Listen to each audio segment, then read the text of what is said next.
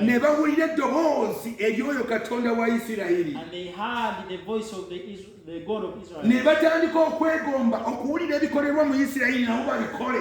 And they admired what was done in Israel so that they could also do it. So ng'olubereberye Isirayiri yali ajeezebwa ng'ali mu kukaaba. Yet at first Israel was despised and it was. Naye bwe waaliwo ekyegatta ku bulamu bwabwe. But after something is added on their lives, baatandika buli lunaku amato gatega. they could open their eyes and say, kiri mu nnyumba eri naffe tusobola okukikola tusobola okuwona. In that house so that we can also do it and we are saved. Ekitiibwa kya Katonda nga kikwegasseeko. When the glory of God is added on you, waliwo ebyegatta ku ggwe. there are things that are added onto you. waliwo ebiyaayaana okuyingira gy'oli. There are things that yearn to enter into your life. waliwo ebivunama mu maaso go. There are things that bow before you. waliwo abajja nga bayaayaana kuweereza. There are people that come yearning to minister to you. Mukama yeebazibwe. Praise God. Omulwanyi w'entalo atandika okutambula n'ekibiina. Then the Lord of hosts began to move with the kubanga waaliwo ekigambo ekize eri Isirayiri. because a word had come to Israel. nti ebiro bituuse That the periods have come. mugenda kusinza Katonda.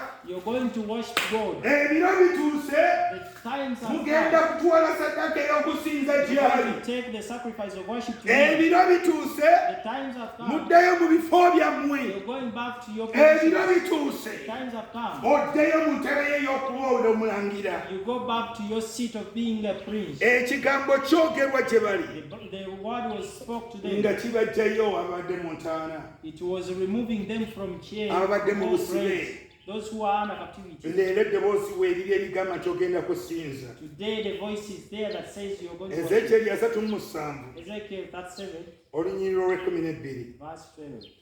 Twebaza Mukama nti mulungi gye tuli. Thank God for His good for us. Twebaza Mukama nti wa kitiibwa gye tuli. Thank God for His glorious to us.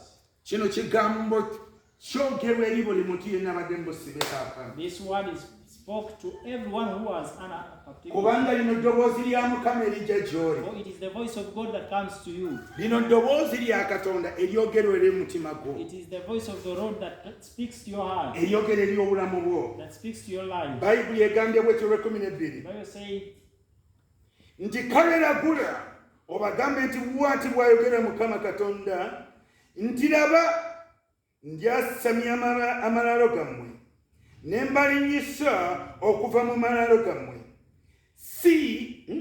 ai abantu bange era ndibayingiza mu nsi ya Isirayiri.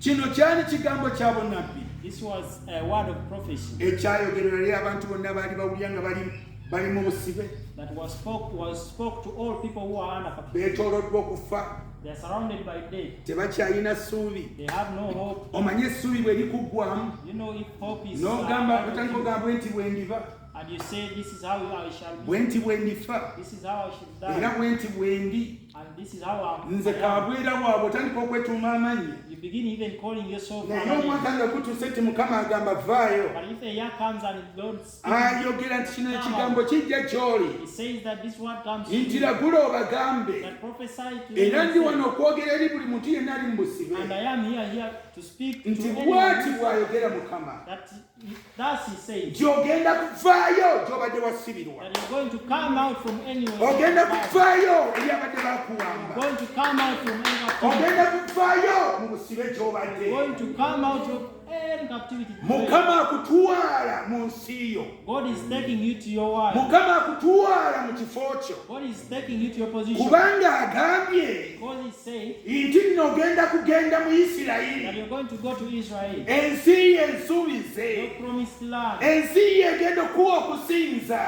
the land that is going to give you the Mukama gy'ayogerako where God speaks, nti egenda kubeeramu ebirungi ekulukuta, that He shall have wonderful things. amata gagenda kubeerayo, Milk shall be there, omubisi gw'enjuki gugenda kubeerayo, honey shall be there.